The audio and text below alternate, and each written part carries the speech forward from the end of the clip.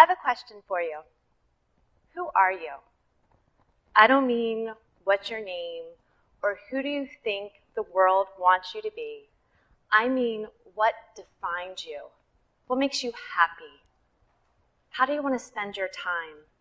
Who do you want to spend your time with? And what do you want to accomplish?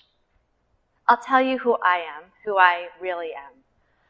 I am a mom, I'm a wife, I'm a daughter, sister, a friend, and I am a girl who has always been drawn to stories, hearing them, sharing them, and writing them. At a very young age, I fell in love with small rhyming books and songs that to me carried great big messages. I can still remember the first time I heard the lyrics by Dr. Seuss. Christmas Day is in our grasp, so long as we have hands to clasp. Christmas Day will always be, just as long as we have we. I heard those words, and even then, I knew I wanted to do that. But that is just part of who I am, part of what defines me. I am at my best when I am managing projects with crazy details. I am truly happy when I see people accomplish things they never thought they could. And I can't stop myself from finding stories and inspiration and lessons all around me. And that is what happened when I was watching Scooby Doo with my kids one day. Because it hit me that I believe deep down we all know who we want to be, but we face these monsters along the way, and we need to unmask them so we can live the lives we are meant to. But how do you do it? Where do you start? Well, you have to begin with the biggest, strongest, toughest monster, the 10,000-volt ghost of monsters. And I have named this monster the confidence creeper. A side note here, another thing that defines me is I like to name things and then define them, so hang with me. Okay, the confidence creeper is a monster who wants you to lack self-confidence, to doubt yourself, to think you need to change to be like everyone else. And the way to unmask this monster is to know, yes, you are different. That's what makes you special. That's what makes you valuable. And you want to stay true to yourself. Of course, we're all going to change and grow, and that's great. But I am talking about sticking to your inner core. Let's talk about Freddie, Daphne, Velma, Shaggy, and Scooby. They all look completely different, different styles, different things they are good at, different things they don't like to do or they struggle with. But do they ever change to conform to one another? No. I mean, literally no. They don't even change their clothes, which is a strong statement. Take Freddie. He is your all-American, guy next door leader, likes to set traps. Daphne, fashion conscious, prone to danger, likely to be kidnapped. Velma, incredibly studious. She never apologizes for how intelligent she is, or for her haircut, which is also very brave. Then you've got Shaggy. He's a laid-back hippie, goes with the flow, sometimes scared, but works through it. And then you've got Scooby, your typical loyal, tail-wagging, hungry dog. These characters are the definition of being confident and comfortable in your own skin. They know who they are, they know what they want to do, and they own it. I struggled with the confidence creeper in my life because I have gone on to write books and songs for children. I have a job where I get to share great stories and manage details. But there were times when I downplayed my enthusiasm and my talent because I was seeing things so differently than others. So I made excuses for myself, I made excuses for them. And then I realized that the people in my life and the people who gave me those opportunities needed me to be me. The girl who is excited, who finds the positive in things, who sees things differently, and tries to inspire others. And it felt so good when I ripped that mask off and I was true to myself and authentic. And in this instance, I feel like you are also unmasking a good monster, which I have named the Bring It On Beast, because I believe there is a monster in all of us waiting to get out and show the world what we can do. Okay, so you are confident, and then you are ready to unmask the closed-minded monster. This monster wants you to be judgmental and have very narrow vision. Let's talk about Freddie and the gang again. Not only are they completely comfortable with who they are, but they are willing to accept the differences in each other and work together. And not just accept them, but embrace those differences and realize that those differences make them stronger as a team. So when you have an open mind, you are able to surround yourself with people, both personally and professionally, who you may have never thought you would connect with. And they can become a huge part of your life. But you have to be willing to do it, and you have to value them and what they bring. Being judgmental doesn't just apply to people, it applies to situations. How many times in the Scooby Doo episodes did you want to think it was the creepy character or butler who did it? But often it wasn't the case. I find when people make knee-jerk reactions, it rarely goes well. And I also find when I give someone the benefit of the doubt and let the situation unfold, I'm glad I did that, and so are they. And they are more likely to show me the same courtesy. Okay, so now we are confident, we are surrounding ourselves with great people, and that leads to forming a real team. And it will also lead you to unmasking the Too Cool Ghoul. This is a monster who wants you to think, I am calm, I am cool, I've got it all under control, and I do not need to ask for help from anyone. Not a great idea. I struggled with this one also because I like to manage all those details, and I want to have a little bit of control of everything. But I realized that it's not realistic to think you can do everything. It's not the best use of your time.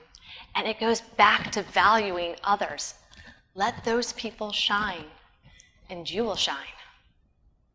I love it in the Scooby Doo movies or in the episodes when Shaggy yells out, Scooby Doo, where are you? And all of a sudden you see Scooby Doo coming around the corner with his paws, and he picks up Shaggy and they go off. And then here comes the van, the mystery machine, and they all jump in and they swoop off to safety. You have to be willing to ask for help. And when you're asked for help, you have to be willing to come running. Another side note here. I need my teenage daughter to understand it will never be okay to be picked up in a van. I feel like she's going to use that part of my speech against me one day. Okay, so now you have this strong team, and you are ready to get to work. And you are also ready to unmask the good enough ghost. This is a ghost who wants you to think, it's okay, good enough, I'll settle for fine. It is one thing to have a good idea, and it is an entirely different thing to take that good idea, make it great, and see it through. Too many times we settle for okay. But how do you unmask this monster? You have to be willing to do things that scare you. Did it ever look like Shaggy and Scooby wanted to go into that eerie house or mansion that was clearly haunted? No. I was truly scared to pitch a TED Talk that talked about cartoon characters. But here we are. If you don't take the steps that scare you, you will always wonder, could I have? Should I have? And I will live with fear over regret all day long. Another thing you have to do to unmask the good enough ghost is be curious, be meddlesome, be willing to search for clues. You don't want to be good at what you do. You want to be great at what you do. You want to be the best. So many times the easy thing is to quit or to say, good enough. Do not settle. All right, now you're taking the scary steps and you are going to face the next monsters. This one is plural because there are a lot of them. They are the Zap You zombies. And these zombies literally want to zap you of your time and your talent. They are the finger pointers, the doubters.